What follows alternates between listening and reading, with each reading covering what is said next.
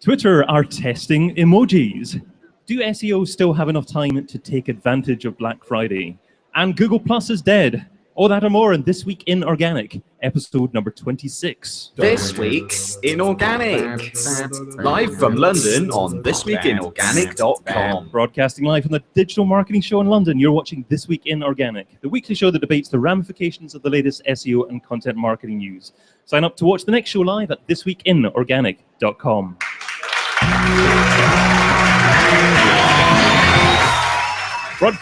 Hello and welcome, I'm David Bain, and each week I'll be joined by some knowledgeable, opinionated folks to discuss the latest happenings in anything that impacts organic traffic.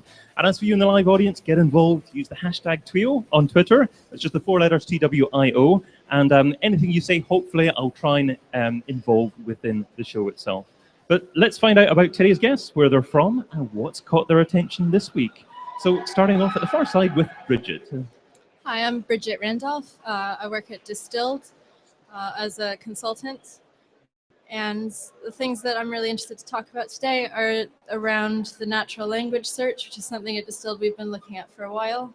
And also the Search Quality Raters Guide that we've seen from Google recently, as that touches a lot on mobile, which is an area that I specialize in a lot at my own work. So. Wonderful, thanks Bridget. And also with us today is Chris. Hi there, I'm Chris, I'm from Strategic Marketing. One of the things I'm most interested to talk about today, basically the Quality Raters Guide and what we can learn from that when optimizing. And thirdly, but not least, with us today is Matt. Hi, I'm Matt Hodkinson from Influence Agents, and today I'm looking forward to talking about Google Plus, because everybody talks about its death. It's died about 7 or 8 times, I think. So, yeah, interested by that one. Excellent. Okay, thanks, Matt. Well, topic number 1 is Google's natural language. I'm going to win over that battle. Google's natural language search is getting smarter, and apparently it's now able to better understand superlatives and more complicated questions. So, Chris, is this just a gimmick, or is interpreting natural language the future of SEO? I think it kind of is a long line of where the optimization's been going in terms of understanding the different ways that people actually search and the different kind of context for that. You know, the intricacy of the queries and its understanding of where it's actually going with it, I think is what's really interesting. Whether it illustrates the future of SEO is harder to say. I mean, you know, optimizing for kind of natural language use is the same as optimizing for how people kind of search naturally. So I guess from our side of things, it's learned to SEO more naturally. Kind of okay, great. Okay, we're getting a little bit of background noise there as well. So if you could possibly just be very close to the microphone, and that would really help. Yeah, thank you very much. Bridget, what are your thoughts on this one? So I think this is very interesting because it's something they've been working on for a long time, starting back with the release of the Hummingbird update, which is something that people talked about at the time and people have mentioned less recently. But I absolutely think this is about looking at their ultimate end game, which they've said themselves in some regards is about becoming the ultimate personal assistant and being able to anticipate what people need before they even ask for it. And this is a step in that process. It's also just interesting because it comes down to the things that we'll talk about later, I guess, when we look at search quality rating and that kind of thing. Is this the best result for the question that the person's asking? And so to answer that, what they care about is the intent of the user, the context of the user. These are things that they're getting better at establishing. And this natural language search improvement process is something which very strongly plays into that. Matt, would you like your intuitive personal assistant that knows what you want before you know what you want? Yeah, I'd pay a lot of money for that, I think. Yeah, I think this is a move towards, obviously we know that devices, interfaces with users are changing. So this is a move to reflect the fact that we're going to be encountering more and more wearable devices. And we're going to be taking away the screen effectively. So there's got to be some way for us as users to encounter this natural language way of searching for things being presented with results. I think you're right. Things have gone full circle. People used to search in this way with natural language. I think over the years we've been educated by Google to improve the quality of our searches by removing short words, connecting words, and to effectively strip out a lot of the context. And now we're coming straight back to where we began, and it's where a lot of users are going to have to be if they want to use a variety of different devices and interface with the internet in different ways.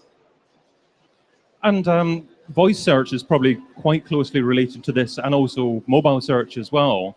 How's that evolving at the moment, Bridget? And you know, what's going to happen that maybe is going to impact SEO? So first of all, I think voice search is very interesting in part because it's how the new generation of searchers are learning to search. One of my colleagues has I think 3-year-old daughter, and she can't write, she can't type, but she can ask Siri to show her pictures of unicorns, which is one of the examples he used in a recent presentation. So first of all, it'll be interesting to see how very young people, even people who may be 11 years old now, growing up with this technology, develop their way of searching that's different to what, as Matt was saying, we've been trained into, which is this stilted, way of creating a search query for a machine. These younger people are learning to search in a conversational way. So that's one element of it. The mobile question is something I think is fascinating because even in the last few years, there's been a shift. Your PC is no longer your primary means of accessing the internet. And this has to change how we approach mobile versus desktop marketing. In terms of splitting those out, the mobile device actually is now more powerful in a lot of ways because there are so many more things it can do. And therefore people are, again, their behavior is being shaped in that now we often interact with our phone a lot more when using the internet than we do with a laptop or a desktop. So yeah, I think that's... So yeah, you touched on real life phraseology rather than actually traditional keywords for SEO. I mean, Chris, is it possible to actually optimize a page for real life phrases, and those long search queries that you may get from voice search? I think the real difficulty around that is knowing which ones that you need to go for. I think as soon as I saw this, one of the places I thought about it would be really challenging is the different dialects and the phraseology that people use and how that varies from place to place. Now, obviously, the UK is a smorgasbord of different kind of dialects and accents, but obviously you go anywhere. And, from it could be an extra dimension within local, potentially. I don't know whether, going back to Suffolk where I was born, whether I start using Suffolk terms within my local pages to try and, capture upon some of that search. I think the real tricky or the difficulty around that is, optimizing for a keyword was relatively simple because we knew what that keyword people were looking for was. But when you're talking about phrases that have modifications or variations, and optimizing for any given one can be challenging. As challenging as just identifying it. So a lot of it, and the other developments that Google's making into the semantic index and how it's kind of taking in all of its data is, I guess, understanding what people mean when they use specific phrases. So you would hope that Google becomes almost agnostic of the phraseology around some of this. But how that plays in together, we'll have to wait and see. Something else that impacts optimization and, of course, click-through rate is reviews. And that's topic number 2. And Google is now incentivizing users to write reviews, offering early access to products and free storage. Users will apparently be rewarded for uploading photographs and fixing outdated information. So Matt, are incentives a good idea, or could it actually lead to a lower quality of search result? I think this kind of effort will self-police itself over time, as many social networks do. They're kind of built on people's experiences and reviews. So I think the community itself will kind of police that and ensure that there is a lot of quality there. But Google are also going to back up this by ensuring that there's a qualitative element to their own appraisal of reviews. So it's not going to be the case that any Tom, Dick or Harry can jump on, create a large volume of reviews and really benefit in this way. I don't think the incentives are going to be even that compelling for people to even want to go to those levels. But it is an interesting move towards a more community-led approach. And it'd be interesting to see just how Google goes about ensuring quality from the outset and therefore endears more people towards the program. So Chris, can you see it being increasingly important for businesses to actually obtain reviews in the future? And if so, how should they actually go about doing that?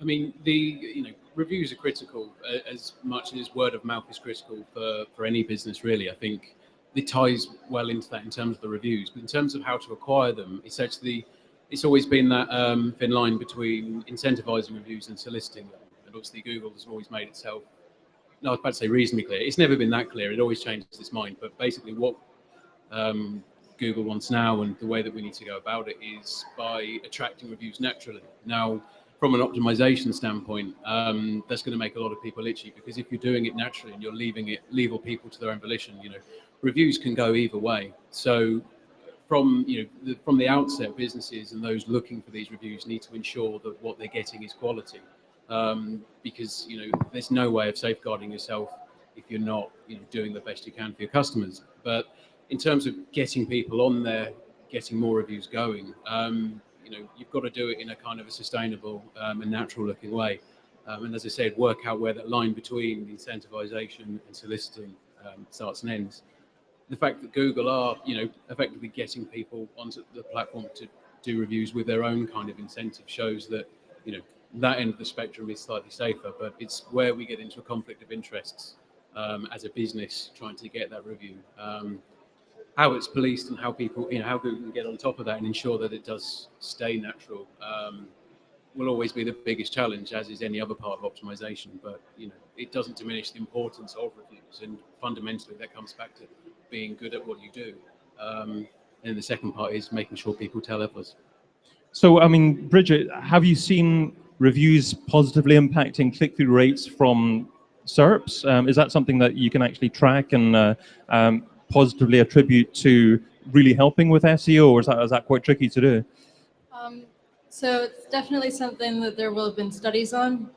I don't have a case study off the top of my head for any of our clients, but it's been proven through various studies that any sort of rich snippet, by which I mean a search result that has something other than just that link and a description, but might have star reviews, star ratings, or a video or something like that, those do positively impact click-through rate. I mean, the other thing that's interesting from a review point of view, as we see the web move increasingly converging with apps, reviews are even bigger in terms of App Store optimization in some ways. I suppose for local search, it's always been a big thing. So yes, I think it is and will continue to be quite important. One way that I see businesses go about the acquisition of positive reviews is through essentially bucketing their users who have previously given positive or negative feedback into different email lists, etc., and then reaching out in that way, going, we noticed you weren't happy, what can we fix? Versus, we noticed you gave us positive feedback, would you mind leaving a review? So there are ways that you can encourage people to do that type of thing without, I think, falling afoul of any guidelines. I like the fact that you talk about bucketing different users because it shows that SEO has to be integrated with other marketing methods. And a few years ago, it was considered to be a silo focus for businesses, for people. But now you really need to actually integrate it with other marketing activities as well. And hopefully other marketing activities need to understand SEO as well. But I mean, with regards to local optimization, Matt, are there any other areas that businesses should be focusing on or are missing tricks on at the moment? I think so, yeah. This trend of personalization, especially on their own web properties, is going to be key going forward. We're seeing more and more CMS platforms allowing personalization based on people's location, based on the information that a business holds about them. So if you've visited a website before, you revisit, you get hailed by name, it recognizes the industry that you operate in, if it's a B2B business, for example, and can present you with industry-specific data. But also on a location basis, there are local businesses that can present different kinds of vouchers, coupons, and opportunities to people in the vicinity based on their IP location.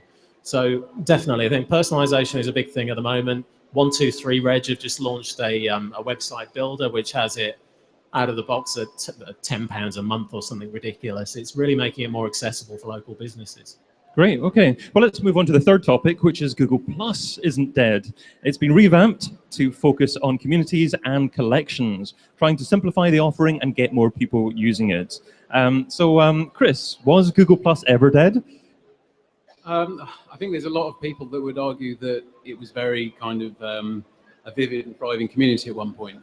Funnily enough, most of those people were SEOs or digital marketers who were being told to almost think that, and I was certainly on that bandwagon for a short period of time. I think, you know, you just need to go on there, almost do a show of hands here now, who is actually has an active Google Plus account, who uses it, or even anyone who even knows what it is. And I think that kind of gives you the answer in terms of how many people use it. I mean, any show of hands who uses Google Plus? Okay. Oh, okay, disproportionate amount. Prove me wrong. so that was about, what, 10%? Yeah.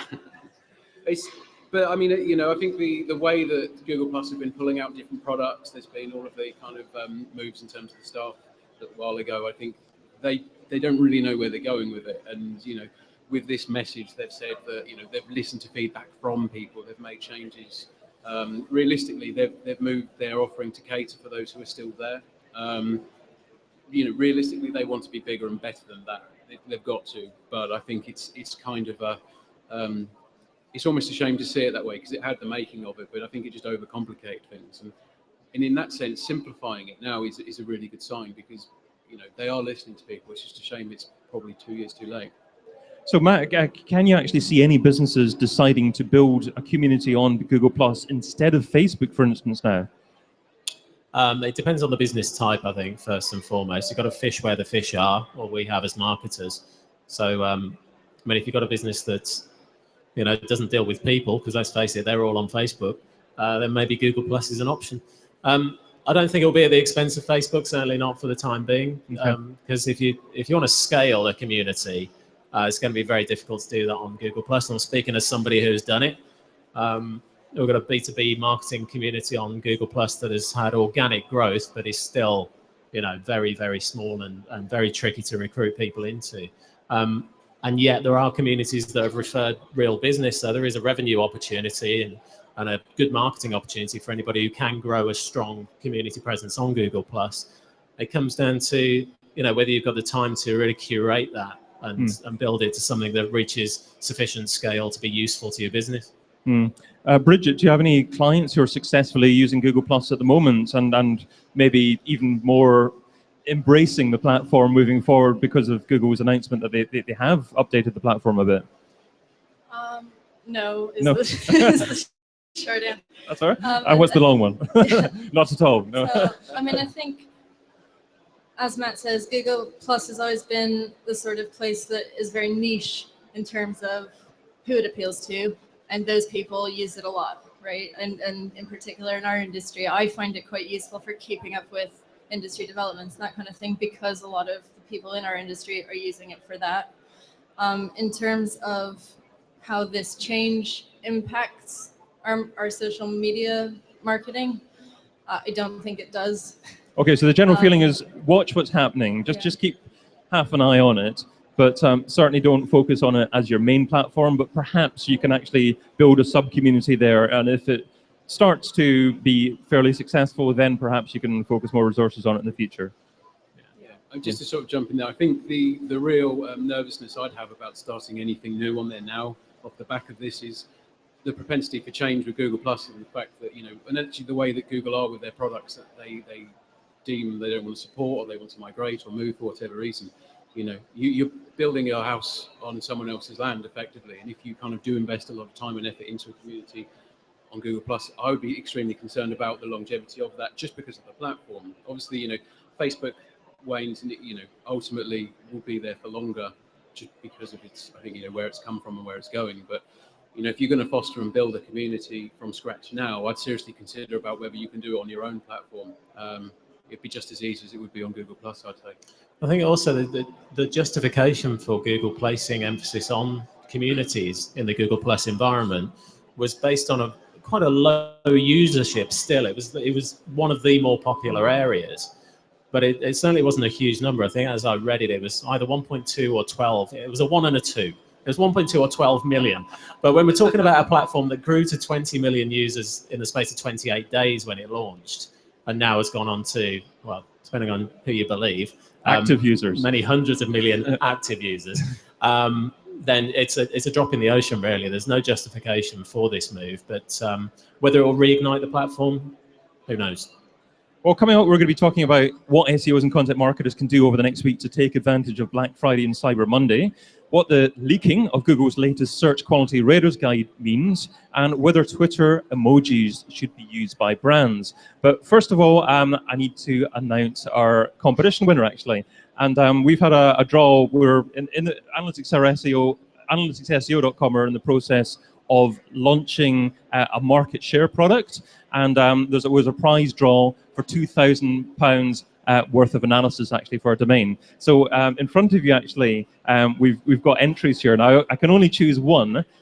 So Bridget, ladies, I think should get to do it. So either in front of yours, Chris's, or Matt's microphones, you can select anyone you want, and that person will be the winner of this competition.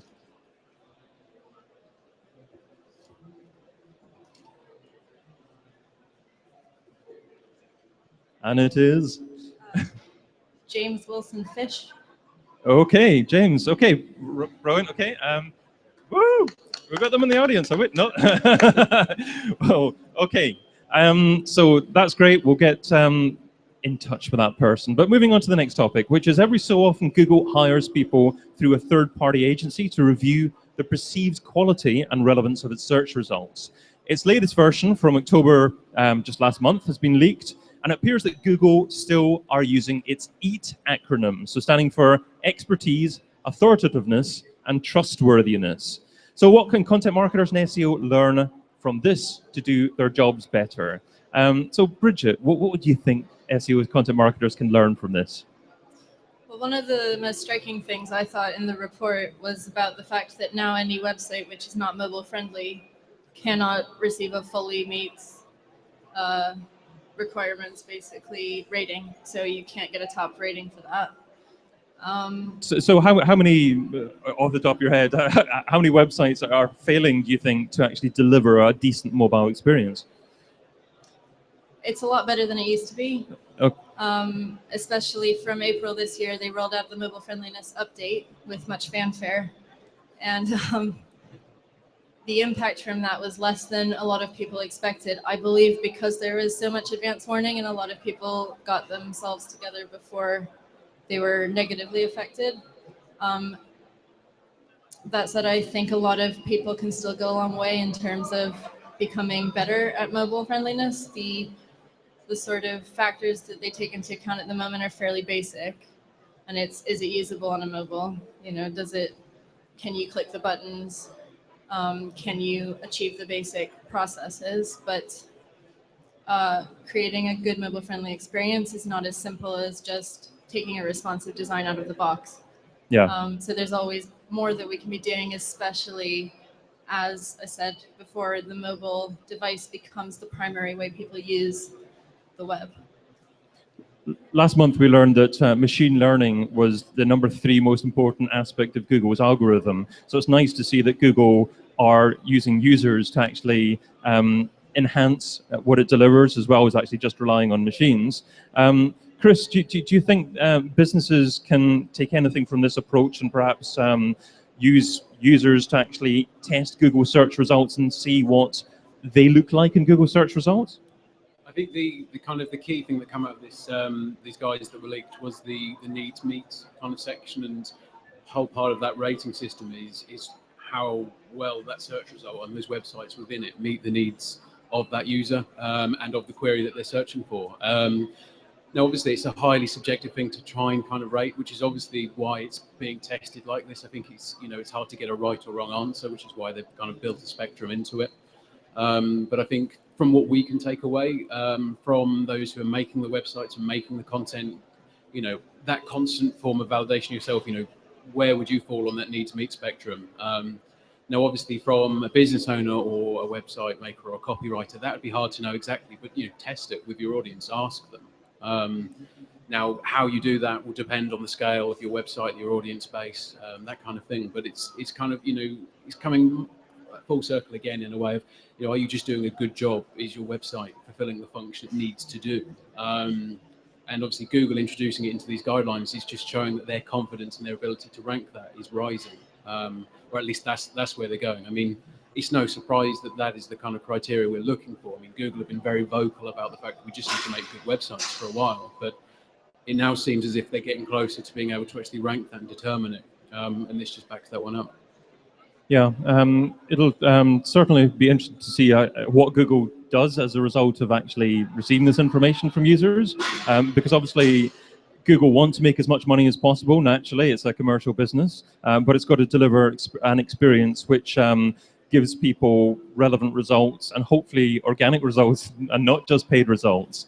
Matt, are any of your clients actually using user testing models and actually seeing how that impacts their businesses at all, or is that not the primary focus of the majority of people that are your clients? Certainly not the primary focus. So we talk a lot about co-creation, especially in content marketing, because we assume too much when we create content for our audience. We don't even ask them quite often as businesses. Certainly the clients, before we go to them, don't even ask their own audience why they engaged with them as a business, what the triggers were, the marketing triggers before they engaged with the business. So I think we've got a long way to go before they use user testing.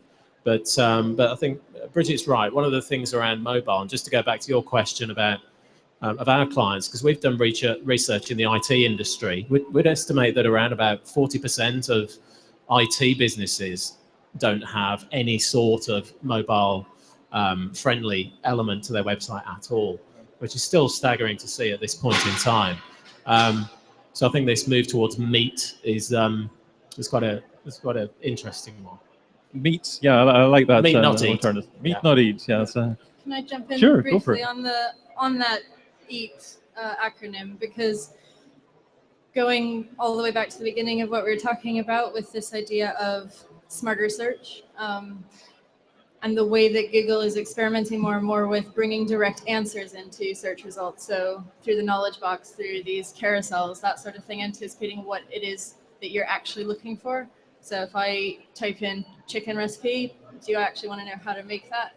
And then they present the full recipe in the search result. And I think that this is a key, still looking at expertise, still looking at authoritativeness, trustworthiness. I was talking to my colleague Tom Anthony the other day, and he mentioned that they have recently gotten a new patent for basically something around, I'm a little big on it, but something around this idea of is the content accurate when you mark it up as structured data? Is this an accurate answer to my question? So I think even as we're moving, to broaden out what's important, we're looking at mobile, we're looking at these other areas. It's still crucial to make sure that you are presenting yourself as trustworthy and an expert and having that authority to have the right answer. I think what you mentioned there, structured data, is obviously very important as well. Although Google stopped looking at authorship, there's still other elements of microdata that are almost essential for certain businesses to actually demonstrate to Google what they're talking about. Chris, I would imagine you would certainly advise websites to mark up their content with as much structured data as possible. Yeah, most certainly. I think that feeds into around the natural language search as well, and the way that the SERPs are evolving. I think the simple way of putting it is make it as easy for Google to extract the data from your site as possible. I mean, they'll pretty much try it anyway, but we always say it's far better to tell Google something explicitly rather than let it work it out for themselves, because it is still learning, albeit getting better at quite an alarming pace. But it is a case of you want to provide the data that people are looking for. I still see a reluctance of people saying, well, if Google use our data in this way and they present it within the search, that's traffic that won't be making it to our site. But the way I see it is, if you make Google's life easier, you present an authoritative, factual piece of information that is useful, and they present it in the search before even clicking, you've kind of got a spot that no one else can get to, or it's harder for other people to get to. And I think that's a premium position rather than something people should be fearful of. Great advice. Make Google's life easy so that it has that initial trust with your domain before it even has any association with other domains in your marketplace. But let's move on to topic number 5, which is just 1 week until Black Friday. So what can SEOs and content marketers do over the next week to take advantage of the Black Friday and Cyber Monday sales? Bridget, any of your clients focusing on Black Friday and Cyber Monday? So the thing about this that I think is an interesting question, it is only 1 week. So we don't want to be just looking at strategy and starting now. And hopefully all of you are not in that position. You already have a sense of what you're doing. I think the way I look at this, though, is it's important to think of it more as an acquisition plan than the end goal of converting lots of people. Because Black Friday, Cyber Monday, traditionally this is a day for massive sales. And so in that sense, you're bringing lots of traffic to your site. They're not actually making you as much money as they would be if they came on any other day, potentially. But what you are getting this way is new eyes on your site, new people in that funnel that you can then reactivate later, hopefully. So I would encourage you to think about this as that sort of thing. How can you get the most new people onto your site, but have a plan for afterwards? So focus on conversion rates. Chris, what about your thoughts on whether or not SEOs can actually have enough time to take advantage of this and do something with their sites?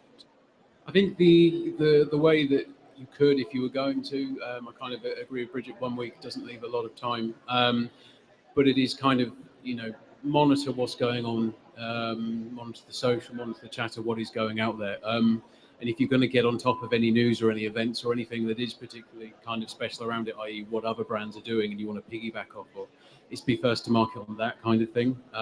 Make use of the fact that Google will index certain tweets if you're high enough authority. Make use of the fact that, people are watching the hashtags. The other thing to kind of, I guess, bear in mind from a content perspective, most of what people consume kind of is just videos of everyone losing their minds at supermarkets. Well, that's a large kind of part of it. So, I don't know whether there's anything in that and there, but from the SEO side, you've got to be able to be reactive, and actually you're probably going to warrant more attention on your social than anything kind of traditionally on page, because you're going to struggle. Okay, so I know, of course, sites may have existing content that may be ranking for related keyword phrases that could be amended slightly, and perhaps you can amend that and take advantage of that and use that content to optimize for Black Friday. But Matt, Chris also mentioned social there as well. Do you think social is probably the primary area of focus actually at the moment? I think it's got to be for this year. I think from a traditional SEO perspective, you're looking at Black Friday 2016 now, but from a social perspective, if you get the right content, the right visual content around Black Friday in a promotional but not promotional way, there's got to be a creative angle. You've got to tie it into something. There's got to be a real hook. So it's going to have you have to get your best marketing brains on this to really draw people in. It's not going to be about repositioning old content for sure, because that's just not going to have the right impact. But if you've got strong visual content, if you can start to immerse people in what's happening around Black Friday through visual content and video content like live streaming apps like Periscope and Meerkat, Facebook are now rolling out live streaming as well. Look at ways of reaching people in the here and now in real time, because that's the only real way to engage people at this late stage, I think. And you mentioned other platforms there as well. Bridget mentioned the word integration earlier on. So it's essential that SEOs start emphasizing the importance of planning way ahead to other people in other departments within the business. Bridget, is it actually happening at the moment where SEOs are listened to a little bit more in organizations? And what can SEOs actually do to make themselves more heard? So I think that's a great question. It's something, even I've been at Distilled 3 years now. In that time when I first joined, we were called SEO consultants. And actually now, the emphasis is on the consultant part of that and not on the SEO, because more companies are recognizing the importance of having the SEO knowledge and expertise as part of their broader strategy. And you can't really do without that. In terms of how you get other teams and other people in your team on board with that, I think it's about demonstrating the value to them. And so something we talk about quite a lot is trying to sort of take the initiative and test stuff a lot. As SEOs, we have a proud history of testing. So is there something you can test on a small scale to sort of demonstrate to people that this project that you want to put through has value for them as well? But I would say it is already a shift that we're seeing with my clients, with my colleagues' clients. Increasingly, you know, they're looking for us to help them with things like paid social promotion, email marketing, content creation, all of these things, which are now part of understanding how Google works, understanding how these other technologies play into that. So, Matt, do you have any thoughts on how SEOs can go about demonstrating to social departments, other people within marketing departments and organizations, why it's important that they think of SEO as part of what they do as well? Yeah, I think a CFO is probably the best person to start with. If you show the cost benefit over, you know, an inbound marketing methodology that incorporates SEO, that incorporates content, that incorporates social, and the massive cost reductions in owning your traffic rather than renting it constantly from paid sources, that's got to be the best place to start, surely. There's quite a strong justification for this method of doing things. So try and focus on ROI. I think so. And Chris, is SEO dead? Oh, you had to ask me that one. No, short answer. I think the long answer is much more complex. It certainly isn't what it was, and that is ultimately for the better. You know, I think we are optimizing for people searching, and I think one of the biggest kind of objects to that is our kind of unhealthy fixation with Google. I think if we consider that, you know, everyone's searching digitally for something, or even offline and online, and I think, you know, the search engine part is kind of, we just need to get a little bit looser with what we mean by the word search engine, and actually maybe kind of start to abandon that notion. But, you know, from the kind of core SEO sort of skills, so the technical on page, or, you know, maybe link acquisition and how to best use those sort of inbound linking signals, SEO will never die. We just, you know, I think the key for an SEO these days is a thick skin and ability to kind of make other people see your standpoint. I think, you know, you still get a lot of friction, especially if you're coming at it from the old SEO standpoint. I think you kind of need to be aware that stomping a feet and demanding your way that isn't the way now. It is integrated. There's obviously a few challenges. Number one, some people perceive SEO as being something dark hat that you build thousands of links to a site, and it may work, it may not work, it may actually get a site a penalty. And then SEOs themselves, as Bridget mentioned, are generally quite data orientated. So perhaps actually they find it challenging to justify what they do and why it's important to the business. But SEOs are evolving, and it's nice to see them intermingling with other departments and organizations, and hopefully that will happen a little bit more in the future. But let's move on to our final topic, which is it appears that Twitter are testing lots of different emojis, but this could be a big challenge for brands if it takes off, because brands, of course, may not interact in the most appropriate manner online if they use too many emojis, or even any emojis at all. Emojis and brands, Bridget, do they actually go together at all? So I have very strong feelings about this. Good. So I think the thing is, I dislike strong should not statements when it comes to especially social media. I think too much we try to find best practice guidelines that we're all going to follow, and that just doesn't work. It has to be unique to your brand and your brand's personality and your brand's tone of voice, and dependent on the idea that you have somebody working on this who understands what that personality and tone of voice is. And so the problem is a lot of brands simply see something like emoji or other sort of memes or, you know, whatever it is, and effectively they're like me when I was 3 years old trying to understand a knock knock joke. I used to make my own up, and I would go, hey, knock knock, who's there? Giraffe. giraffe who, panda, ha ha ha. No, that's not what that is. I heard someone the other day started talking about the Doge meme, which isn't such a big thing anymore, but it was for a while. And they described it as all people putting random words on a picture of a dog, and for some reason that's funny. And the thing is, that's not what that is. There's a way that people use it that's very specific. It's an inside joke. If you don't understand it and you try to make the joke, it's not funny. It's awkward. So you don't want to be the little kid trying to make a joke who doesn't understand the structure. You don't want to be the parent trying to be the cool dad and trying to make the kid references. But if it fits with your brand personality, with the tone of voice, and if you have someone who actually knows how to speak in that way as a normal person would, then it can be very effective. So, but no to big brand guidelines. Sorry? No to big brand guidelines. So, basically, no to big documents actually stipulating exactly the phraseology that's appropriate and the emotions that are appropriate for a brand to use online.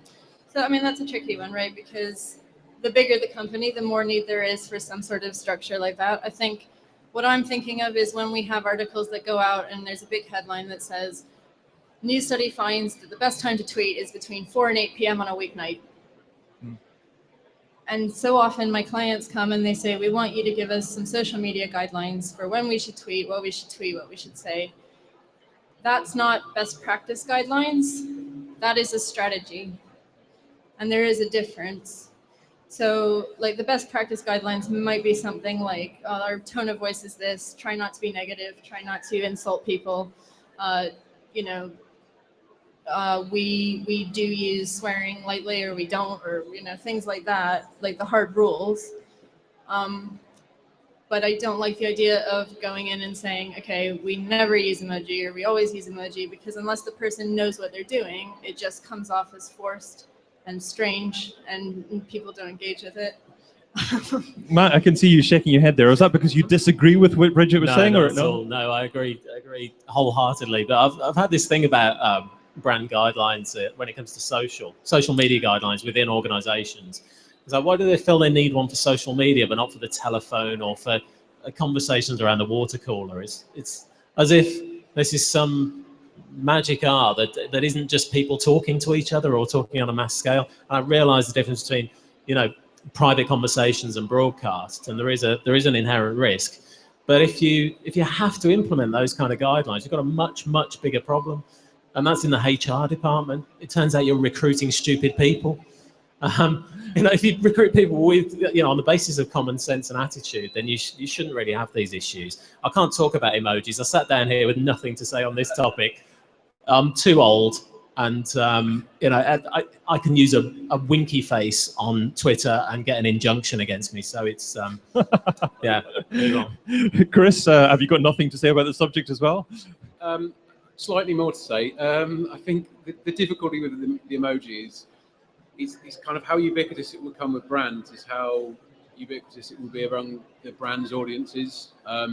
See, I don't use them and they confuse me. I don't get them, and I don't want to risk, being the one that tells the joke and just gets it blatantly wrong. I struggle to think of any kind of accountant who will find the right emoji for them that their audience are going to chime in on. Certainly not at the moment.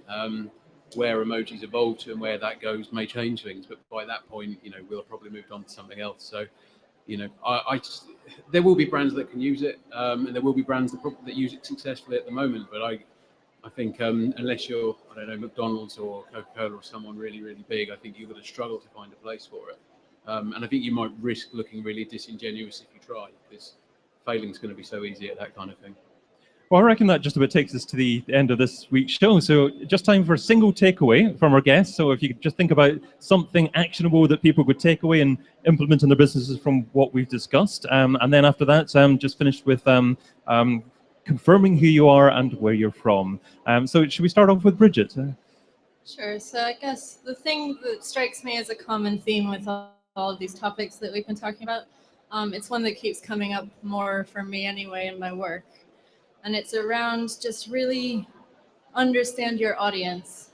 So not just, you know, the general market research, but actually, like, do you understand who these people are and why they come to you and what they're hoping to get from that? Because everything else comes out of that.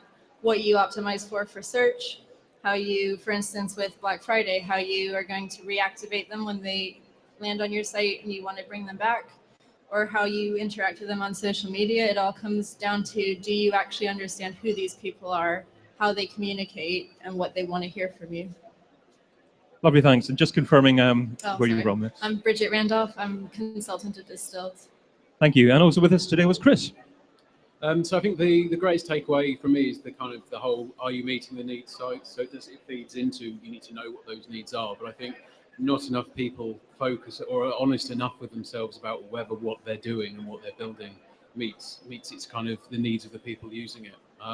And I think if that underpins everything that you do, I mean, it's ultimately something that's so much easier to say than it is to do in practice. And that's why many people do fall short. But not enough people still aren't thinking at that level. You know, and coming from, you know, I've done SEO for years, and that's taken a change in me to get myself thinking that way as well. But I think it is so crucial, and you know, and if you are a stickler for the algorithm and playing to Google's game, well, this is sort of evidence enough that that's coming for you as well. So you do need to get on board.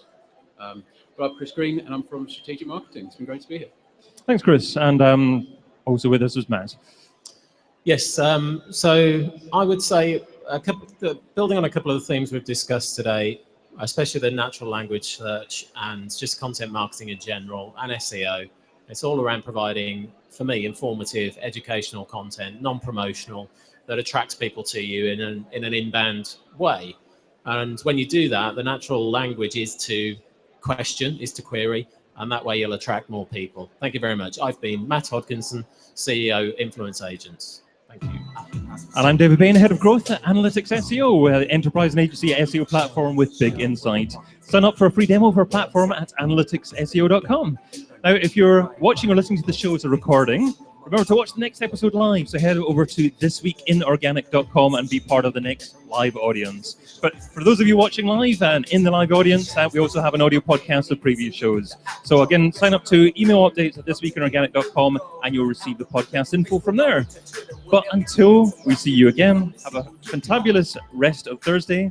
And thank you all for joining us. Thank you, Bridget. Thanks, Chris. And thank you, Matt. You know, great show.